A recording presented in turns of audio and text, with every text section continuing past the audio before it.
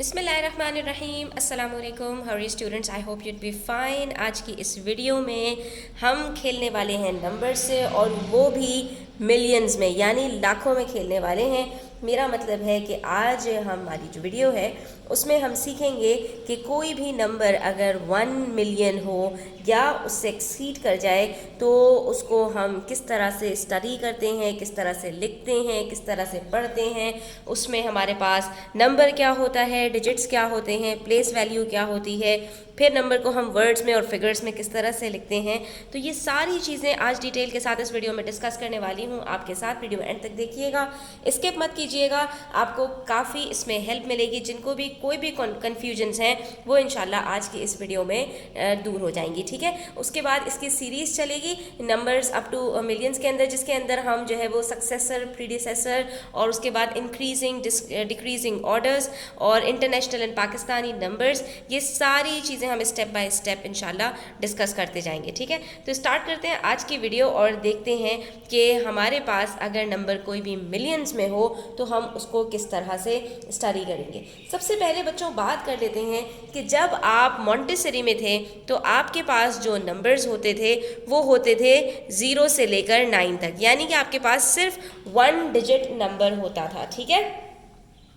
उसके बाद जब आप केजी में आए तो आपके पास 2 डिजिट्स नंबर आ गए, यानी कि 10 से लेकर 99 तक, फिर आपने काउंटिंग सीखी। उसके बाद जब आप क्लास 1 में आए तो 100 से लेकर 999 3 डिजिट नंबर्स आपके पास आ गए। इसी तरह आपकी क्लासेस जैसे जैसे बढ़ती रहीं वैसे वैसे आपके जो नंबर ऑफ डिजिट्स थे एक नंबर में वो भी बढ़ते चले गए, और अब आप आ गए हैं क्लास 5 में। तो अब आपके पास जो नंबर है वो आ गया है 7 डिजिट नंबर, जिसके अंदर हमारे पास एक नंबर में 7 डिजिट्स होते हैं। तो ये आपको सीक्वेंस याद होनी चाहिए बच्चों कि किसी भी नंबर ऑफ डिजिट्स का जो नंबर होता है, यानी कि अगर एक डिजिट नंबर है तो उसके अंदर हमेशा हमारे पास जो सबसे स्मॉलेस्ट नंबर होगा वो 1 से स्टार्ट होगा, ठीक है।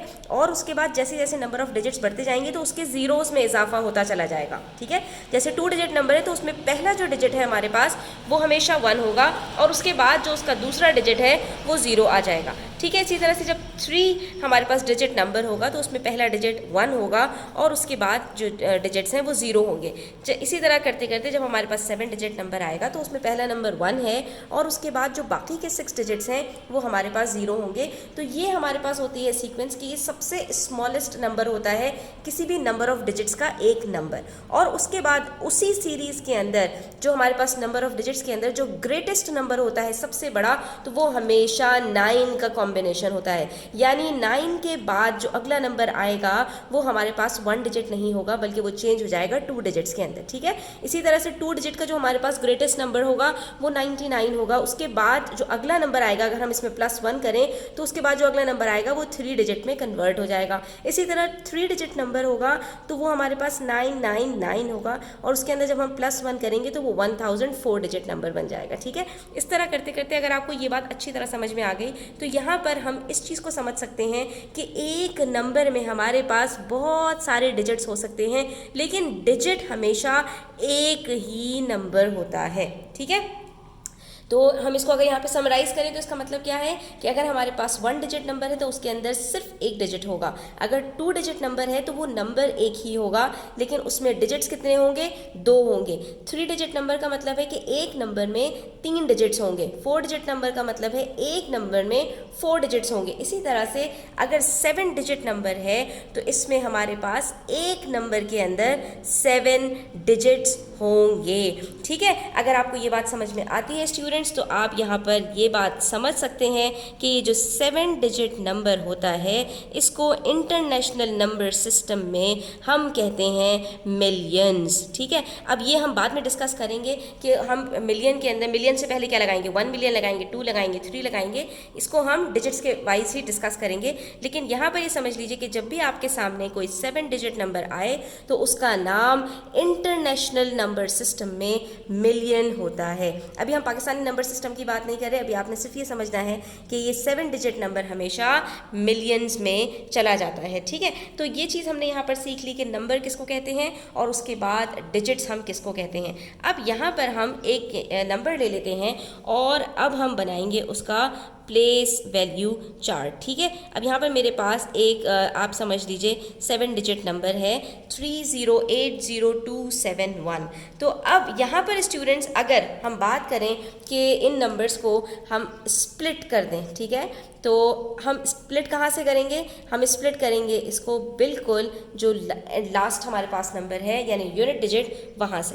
तो अगर मैं इसको 1 को लिखूँ तो ये 1 मेरे पास अकेला है। उसके बाद बात करते हैं हम 71 की, तो ये 2 डिजिट्स आ गए। उसके बाद जो अगला नंबर है वो 3 डिजिट्स का हमने ले लिया। उसके बाद 4 डिजिट्स का हमने यहाँ पर नंबर ले लिया और उसके बाद फिर हमने 5 डिजिट्स ले लिए और उसके बाद फिर हमने 6 डिजिट्स ले लिए और फिर हम ले लेंगे पूरे 7 डिजिट्स। ठीक है, तो यहाँ पर हम कर क्या रहे हैं स्टूडेंट्स कि हम यहाँ पर ये जानने की कोशिश कर रहे हैं कि अगर हमारे पास यहाँ पर ये सारे डिजिट्स अलग अलग हों तो इनकी अपनी क्या पहचान है, इनकी अपनी क्या वैल्यू है। ये तो एक नंबर है लेकिन ये 7 अलग अलग डिजिट्स से मिलकर बना है, इसलिए इसमें सारे डिजिट्स की अपनी अपनी पहचान है। तो यहाँ पर अगर मैं आपसे पूछूँ तो आप क्या कहेंगे? मिस ये सिंपल 1 है, उसके बाद ये 71 है, उसके बाद ये 271 है, फिर ये 271 है, यानी कि ये भी सिर्फ 271 है क्योंकि यहाँ पर 0 की कोई वैल्यू नहीं होती।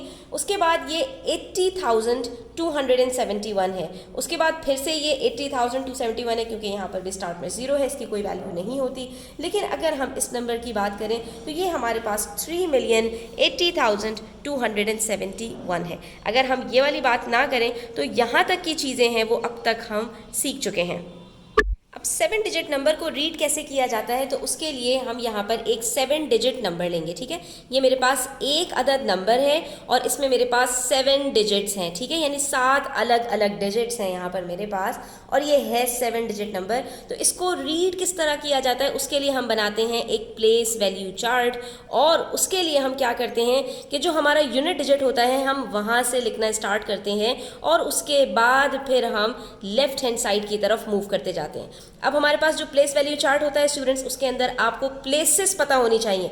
अब मैं एक नई टर्म में यूज़ कर रही हूँ प्लेसेस, यानी प्लेस वैल्यू के अंदर हर डिजिट की अपनी एक प्लेस होती है, अपनी अपनी एक जगह होती है और उस जगह का नाम होता है। यानी अगर मेरे पास 7 डिजिट्स हैं तो इसका मतलब है मेरे पास इस नंबर में 7 प्लेसेस होंगी, 7 जगहें होंगी इस नंबर की। और वो क्या होती हैं अब आप ये जान लीजिए। ठीक है, कि अगर हमारे पास 1 डिजिट नंबर होता तो सबसे पहला नंबर हमारे पास कौन सा होता है? 1s की प्लेस का होता है। ठीक है, तो इसके अंदर मेरे पास 1s की प्लेस में कौन सा डिजिट आ जाएगा? 4 आ जाएगा।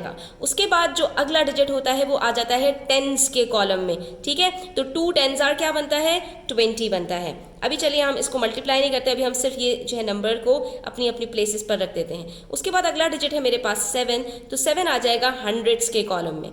उसके बाद आ जाइए 9, तो 9 आ जाएगा 1000s के कॉलम में। नेक्स्ट है 6, तो 6 आ जाएगा हमारे पास 10,000 के कॉलम में। उसके बाद है अगला डिजिट 4, तो 4 आ जाएगा 100,000 के कॉलम में। और जो सबसे पहला डिजिट है 5, वो आ जाएगा हमारे पास 5 मिलियंस के कॉलम में। यानी हमें सबकी प्लेसेस पता चल गई कि अगर मैं आपसे अलग अलग डिजिट्स की यहाँ पर प्लेसेस पूछूं तो आप मुझे बता सकते हैं कि इस नंबर के अंदर 5 की प्लेस है मिलियंस, 4 की प्लेस है 100,000, 6 की प्लेस है 10,000, 9 की प्लेस है 1000, 7 की प्लेस है 100, 2 की प्लेस है 10s और 4 की प्लेस है 1s। तो इस चीज़ को आपने यहाँ पर समझना है कि नंबर क्या है, नंबर के डिजिट्स क्या हैं और डिजिट्स की प्लेसेस क्या हैं। उसके बाद अगली चीज़ आ जाती है हमारे पास उसकी प्लेस वैल्यू। ठीक है, हमारे पास अगली चीज़ जो आती है दैट इज़ प्लेस वैल्यू, यानी हर डिजिट की अपनी अपनी एक वैल्यू होती है, अपनी अपनी एक कीमत होती है, अपनी अपनी ज़ात में भी उनकी एक वैल्यू होती है। उसको अगर हमें पता लगाना है तो उसके लिए हमने सिंपल ये करना होता है कि जो उनकी प्लेसेस होती हैं हम उससे मल्टीप्लाई कर देते हैं, जो हमारे पास आंसर आता है वो उसकी वैल्यू बन जाती है।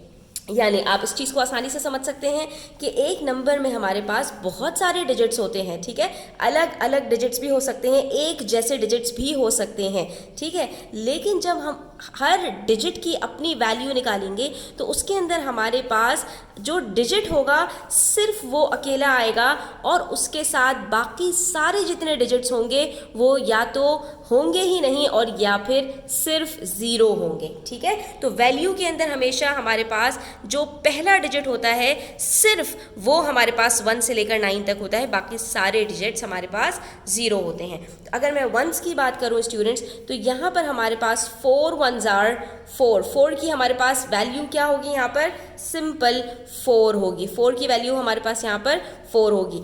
2 की वैल्यू क्या होगी, 2 10s are 20। ठीक है, अब ये वैल्यू हम वेरीफाई भी करेंगे जब हम इसको स्पेल आउट करेंगे, इसको हम रीड करेंगे तो आपको वहाँ पर ये चीज़ और क्लियर हो जाएगी। उसके बाद 7 की बात की जाए तो 7 किसके ऊपर है, इसकी प्लेस क्या है 100, तो 7 100s are 700। ठीक है, ये हम लिखते जा रहे हैं इसकी प्लेसेस। उसके बाद फिर हमारे पास है 9, तो 9 के साथ उसकी प्लेस क्या है 1000, तो ये इसकी वैल्यू क्या है 9000। उसके बाद 6 की बात करें तो उसकी प्लेस है हमारे पास 10,000, तो इसको 10,000 से मल्टीप्लाई करेंगे और आंसर आ जाएगा हमारे पास 60,000। ठीक है, उसके बाद 4 की बात करें तो इसके अंदर हमारे पास ये 100,000 पर है, तो ये बन जाएगा 400,000। और उसके बाद 5 की बात करें तो 5 के अंदर हमारे पास 7 डिजिट्स हैं, मिलियन से मल्टीप्लाई करेंगे तो ये बन जाएगा 5 मिलियन। यानी इसके अंदर हमारे पास जो 7 डिजिट्स हैं हमने उसकी वैल्यू यहाँ पर कैलकुलेट कर ली है। अब आप जब मैं इसको रीड करूँ तो आप गौर से देखिएगा और इसके साथ इसको चेक कीजिएगा कि क्या जो मैंने यहाँ पर वैल्यूज़ लिखी हैं बोलने में वही आ रही हैं या नहीं। 5,400,000 69,724। ठीक है, तो ये बेसिकली जो हम नंबर बोल रहे होते हैं वही हम यहाँ पर जब लिखते हैं अलग अलग करके तो ये इसकी वैल्यूज़ कहलाती हैं।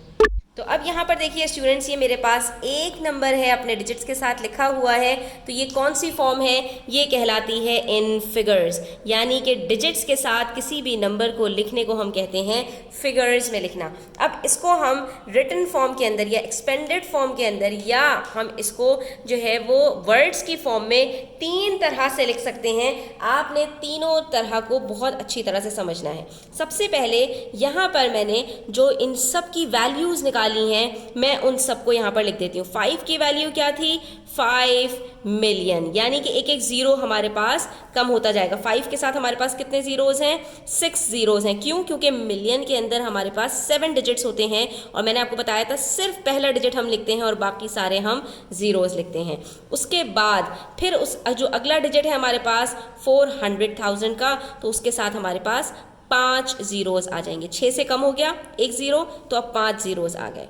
फिर 1 ज़ीरो और कम होगा, अब आ जाएंगे हमारे पास 4 ज़ीरोज़, तो ये क्या हो गया 60,000। 5 मिलियन 400,000 60,000 और उसके बाद फिर एक और ज़ीरो कम होगा तो ये आ जाएगा हमारे पास 9,000। ठीक है, उसके बाद नेक्स्ट है हमारे पास यहाँ पर 700, फिर है 20, फिर है 4। तो ये हमने जो नंबर को लिखा अपनी वैल्यूज़ के साथ, इसको हम कहते हैं एक्सपेंडेड फॉर्म। यानी हमने इसको एक्सपेंड करके लिख दिया, इसकी खींचातानी कर दी हमने, एक नंबर को पूरा खोल दिया, एक्सपेंड कर दिया, फैला दिया। तो सिर्फ इसमें करना क्या होता है, हमने हर डिजिट को उसकी जो भी वैल्यू है उसके साथ हमने सबको लिख देना होता है। और इसी के अंदर आपसे कभी कभी क्या कहेंगे कि आपको कोई सा भी एक डिजिट दे देंगे और उस पर कहेंगे ये जो रिंग कर दिया यानी इसके जिसके ये सर्कल बना दिया इसकी वैल्यू बता दीजिए। तो क्या अब आप यहाँ पर इसकी वैल्यू नहीं बता सकते? आपने सिंपली क्या करना होगा, इसके ऊपर आपने लगा देनी है इसकी प्लेसेस। तो सबकी प्लेसेस लगा दीजिए, यूनिट 10, 100, 1000, 10,000, 100,000 और यहाँ पर ये मिलियन। ठीक है, आपने सिर्फ इसकी प्लेसेस लगाई तो जो भी डिजिट आपकी वैल्यू पूछी गई है आपने उसके ऊपर देखना है कि भाई ये हमारे पास क्या आ रहा है, 9 के ऊपर प्लेस क्या है 1000, तो मुझे 9,000 पता नहीं है क्या। 9,000 कैसे लिखते हैं, 9,000 ऐसे लिखते हैं हम, 9 के साथ 3 ज़ीरोज़ लगा दिए, ये इसकी वैल्यू आ गई। अब इसी को अगर मुझसे कहा कि एक्सपेंडेड फॉर्म में लिखें तो हमने सब की खींचातानी करके सबकी वैल्यूज़ अलग अलग करके प्लस के साइंस के साथ यहाँ पर लिखकर लगा दी। ठीक ठीक है। अच्छा, अब एक चीज़ और यहाँ पर स्टूडेंट्स आप समझ लीजिए कि जब हम मिलियंस वाले नंबर्स को लिखते हैं तो ये हमारे पास 3 का सेट बनता है। 3 का सेट बनता है, क्या मतलब इस बात का? इस बात का मतलब ये है कि हम जो लास्ट के 3 डिजिट्स होते हैं उसको एक साथ लिखते हैं। कैसे लिखेंगे? 7 2 4, फिर थोड़ी सी स्पेस देते हैं और फिर बाकी के जो 3 डिजिट्स हैं उनको हम एक साथ लिखते हैं। तो ये क्या हो जाएगा? 4 6 9, बीच में थोड़ा सा गैप आएगा। फिर जो हमारे पास मिलियन का आता है ये हम अलग से लिखते हैं थोड़ी सी स्पेस देकर, तो ये बन जाता है हमारे पास 3 का सेट, ठीक है। तो 5 हमारे पास यहाँ पर अकेला हो जाता है, 5 मिलियन। और उसके बाद ये हमारे पास 1000 की सीरीज होती है जिसमें पहला 100 फिर 10 फिर 1000, तो ये क्या बन जाता है? 469,000। ये पूरा एक साथ बोल के और उसके साथ 1000 लगा देते हैं। और उसके बाद ये आखिरी सीरीज जो होती है ये सिर्फ 100 10s और 1s की होती है, तो हमने इसको फिर एक साथ बोल देना होता है 724, ठीक है। अब देखिए यहाँ पर दूसरा तरीका, ये एक्सपेंडेड फॉर्म में जो हमने लिखा था, तो अभी हमने लिखा था फिगर्स के अंदर, यानी जो सारी वैल्यूज़ हमने लिखी थी वो डिजिट्स के साथ लिखी थी। अब इसी को हम वर्ड्स के अंदर लिख देते हैं। तो हमने बताया था इसका नाम क्या है। प्लेसेस की अगर बात करें एक्सपेंडेड फॉर्म ही लिख रहे हैं हम यहाँ पर, लेकिन अब हम वर्ड्स में लिख रहे हैं। वर्ड्स में हम एक्सपेंडेड फॉर्म लिख रहे हैं, ठीक है। तो इसको क्या कहते हैं? इसको कहते हैं हम 5 मिलियंस, ठीक है। हमने यहाँ पर लिख दिया 5 मिलियंस के बाद हमारे पास क्या आ रहा है? 400,000, ठीक है। अब हमने सबको सिर्फ वर्ड्स में लिख देना है। यही चीज़ें जो हमने अभी फिगर्स में लिखी थी वो हम वर्ड्स में लिखते चले जाएंगे, 400,000। अच्छा, अब जो आप लास्ट वो लिख रहे होते हैं ना उसके अंदर एस लगा दिया करें, मिलियंस, थाउजेंड्स, उसके बाद 60,000, ठीक है। तो हम यहाँ पर क्या लिखेंगे? 6 10,000, 60,000 नहीं लिखेंगे बल्कि लिखेंगे 6 10,000। अभी हम सिर्फ प्लेसेस लिख रहे हैं स्टूडेंट्स, ठीक है। तो ये हमारे पास क्या है? 6 10,000, यानी कि इसके ऊपर जो हमारे पास नाम था हमने उसी नाम के साथ लिखना है। 6 10,000, 400,000, 9,000, 700, 2 10s, 4 1s। तो यहाँ हमने एक नई बात और सीख ली कि हम अपने नंबर को एक्सपेंडेड फॉर्म में 2 तरह से लिख सकते हैं, फिगर्स में भी लिख सकते हैं और वर्ड्स में भी लिख सकते हैं। लेकिन एक्सपेंडेड फॉर्म में आपने हमेशा वैल्यू लिखनी होती है, ये आपको बात पता होनी चाहिए। एक्सपेंडेड फॉर्म में आप हमेशा वैल्यू लिखेंगे, चाहे आप फिगर्स में लिख दें और चाहे आप वर्ड्स में लिख दें, लेकिन आपने लिखनी वैल्यू ही है, ठीक है। अच्छा, अब हमने यहाँ पर देख लिया एक नंबर को फिगर्स में कैसे लिखते हैं, अपने डिजिट्स के साथ। फिर उसकी एक्सपेंडेड फॉर्म में हमने उसको फिगर्स में भी लिखकर देख लिया और हमने इसको वर्ड्स में भी लिखकर देख लिया। अब उसके बाद आ जाती है तीसरी फॉर्म, और वो होती है कि एक नंबर को सिंपल वर्ड्स में लिख दीजिए। यानी इस नंबर का पूरा नाम क्या है, अगर मैं एक नंबर की बात करूं एज अ नंबर, हम इसको किस तरह से रीड आउट करेंगे, तो उसको हम कहते हैं right the number in words, ठीक है। तो अब हम यहाँ पर इसको इस तरह से नहीं लिखेंगे